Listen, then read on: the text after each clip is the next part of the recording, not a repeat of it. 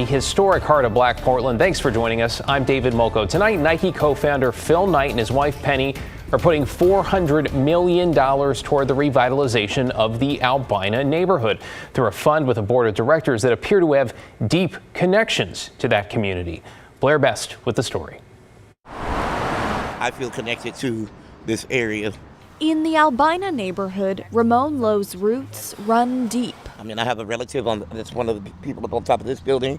I have an uncle that's on the Black Panther thing over there. I was born at that hospital. I went to that school. And while it's the community where he once felt most at home, it's now become a part of Portland he hardly recognizes. They've moved most of us out. It was historically predominantly Black neighborhood of growing up.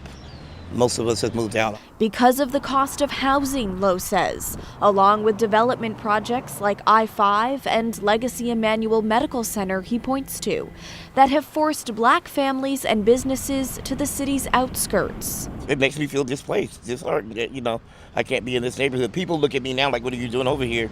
It's a feeling Nike's co-founder Phil Knight and his wife Penny are aiming to reverse by investing a historic $400 million into the neighborhood.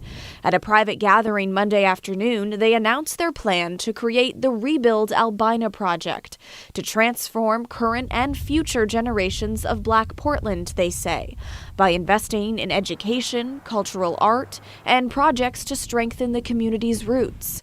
Knight saying in a statement, quote, "I have long believed in the community of Portland. Some of my most important memories are connected to the east side of Portland, including in Lower Albina." Years ago, Phil Knight was behind the opening of the Albina Nike community store here off MLK, where some of the profits went back into the neighborhood. But it's been closed for months now due to theft, and it's not clear if it'll reopen as part of this project.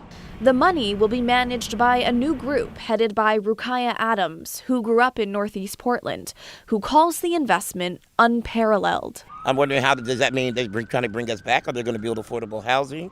What does that mean?